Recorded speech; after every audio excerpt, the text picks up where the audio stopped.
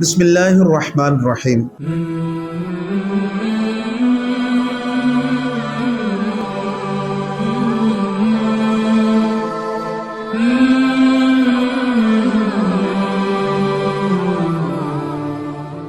ناظرین کرام، پچھلی نشستوں کے اندر ہم نے قلب، دل پر گفتگو شروع کی تھی۔ دل یہ اردو کا لفظ ہے، لیکن عربی کے اندر اس کو قلب لفظ بولتے ہیں۔ قلب کا لغوی معنی الٹ پلٹ کرنا، بدلتے رہنا، یہ اس کا لغوی معنی ہے۔ تو دل جسمانی اعتبار سے اور روحانی اعتبار سے دل کا بہت بڑا کردار ہے۔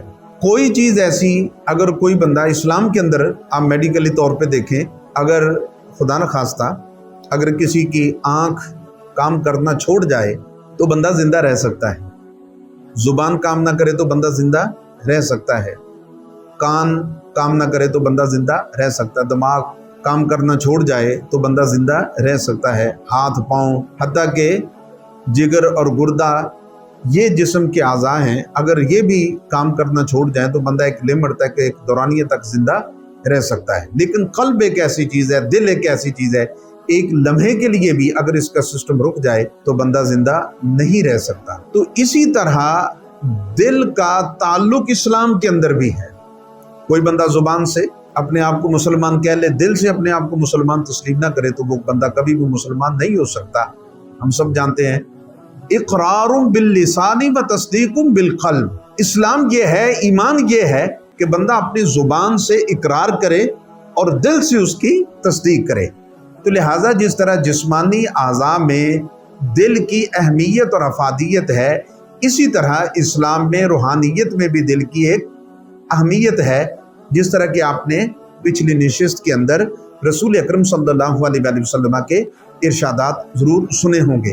انشاءاللہ آگے چل کر ہم اس پر انشاءاللہ کثیر قرآن پاک کی آیات پیش کریں گے، اور ذخیرہ ہے قرآن پاک کی آیات کا۔ تو میں یہاں پر یہ عرض کرنا چاہتا ہوں کہ دل، اس کے بغیر جس طرح بندے کی انسانی زندگی، ظاہری زندگی ناممکن ہے، اسی طرح بندے کی روحانیت بھی اس کے بغیر ناممکن ہے۔ اور جس طرح بندے کے جسم، اعضاء بیمار ہوتے ہیں، تندرست ہوتے ہیں، اسی طرح دل بھی بیمار ہوتے ہیں اور دل بھی تندرست ہوتے ہیں۔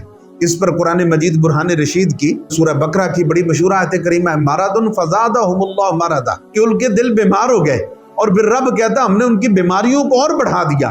تو یہ آیت مبارکہ پھر اس کو تالے بھی لگتے ہیں، ختم اللہ علی قلوبہم، کہ دلوں کو ہم نے تالے لگا دیے۔ تو یہ دل بیمار بھی ہوتے ہیں، سیاہ بھی ہوتے ہیں، تندرست بھی ہوتے ہیں، شفا یاب بھی ہوتے ہیں۔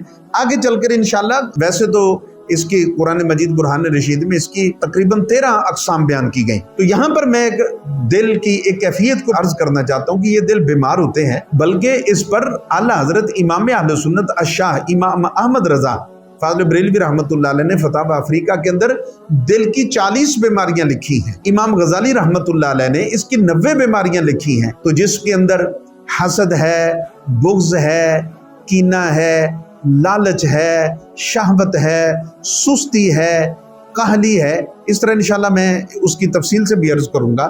تو یاد رکھیے یہ دل بیمار بھی ہوتے ہیں اور یہ دل شفا یاب بھی ہوتے ہیں۔ جس طرح دل کو جسمانی بیماریاں لگتی ہیں، اس طرح دل کو روحانی بیماریاں بھی لگتی ہیں۔ ان روحانی بیماریوں کا علاج کرنا، اس دل کو ان غلاظت، کثافت اور خباثت سے صاف کرنا، یہی تصفیہ قلب کہلاتا ہے، اور یہی اس کا ایک غرض، یہی علم باطن، یہی تصوف، یہی روحانیت، یہی فقیری، یہی درویشی، یہی پیری مریدی ہے کہ اپنے من کو دھویا جائے، اس کو صاف کیا جائے، اس میں دنیا کی گند غلاظت کو نکال کر اس کے اندر رب رسول کو بسایا جائے، دین کو بسایا جائے، آخرت کی اس کے اندر فکر ڈالی جائے، اسی کا نام تصفیہ قلب ہے۔ انشاءاللہ اس کی آگے تفصیلات آپ ضرور سنیں۔ السلام علیکم ورحمۃ اللہ وبرکاتہ۔